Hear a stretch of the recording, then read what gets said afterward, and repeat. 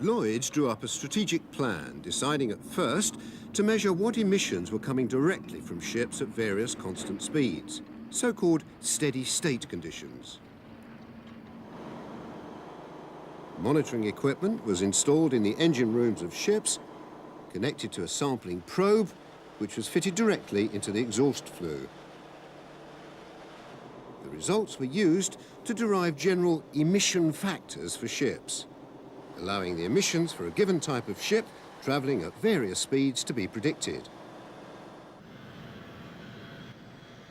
The Princess Juliana was one of the ships studied, a short crossing ferry running between the Dutch ports of Vlissingen and Breskens. This phase of the study used the same monitoring equipment, but it was far more complex. To investigate transient emissions, sensors were connected directly to engines to measure variables such as engine speed and temperature. And all the data had to be logged onto a computer to keep track of the way the emissions varied with the changing state of the ship. Because the transient manoeuvres of ships like the Princess Juliana and its sister ferry were close to land, it had been decided from the start to link the transient study with a land-based survey to measure air quality on shore and determine if it varied with shipping activity. We selected Vlissingen for a number of reasons. One of the main ones being that it was a small town surrounded by a rural environment. This provided us with a readily definable area to look at.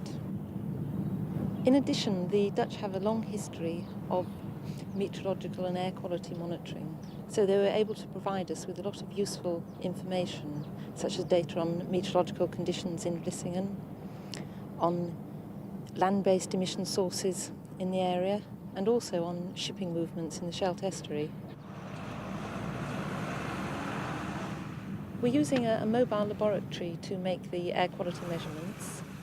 This laboratory is monitoring at 5 primary sites in turn for approximately 10 days at each site. The mobile lab arrives at a new primary site, this time a technical school on the edge of Vlissingen. It will remain here for 10 days, automatically logging data onto an onboard computer. Before sampling can begin, environmental scientist Steve Danton must prepare the lab for action.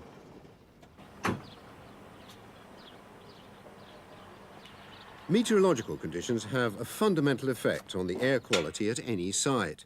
So the speed and direction of the wind, as well as ambient temperature and humidity, have to be monitored throughout the survey.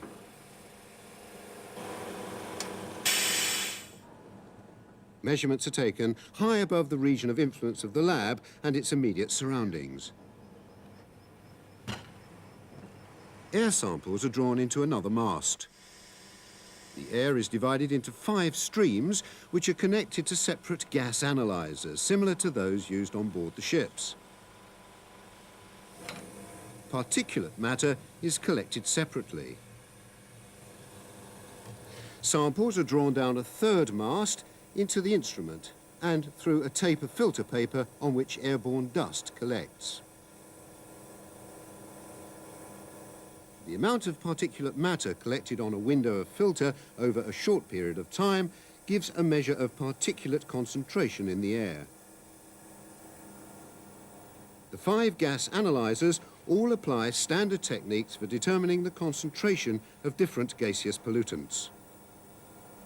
The instruments might look the same, but inside, very different techniques are applied.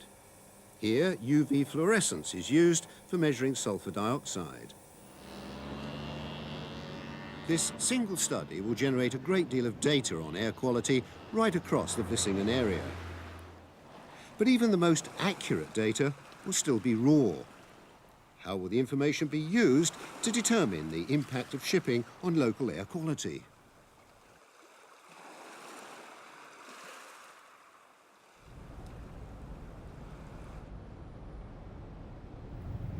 Having established how much pollution to expect from a particular kind of ship as it maneuvers its way through differing conditions of speed and weather and through the various complex motions needed to get the vessel in or out of port, they could finally address the question they first started with.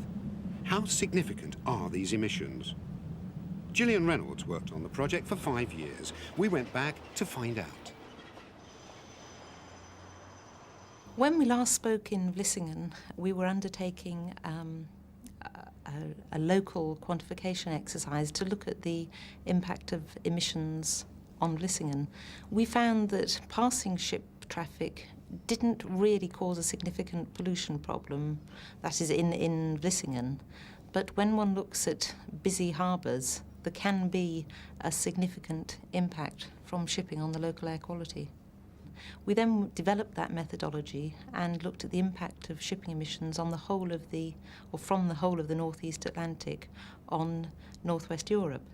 From that work, it was apparent that oxides of nitrogen and sulfur dioxide emissions were particularly significant from shipping, of the order of magnitude of the annual emissions from the UK or France, say. Other components, such as hydrocarbons and carbon monoxide, really were negligible.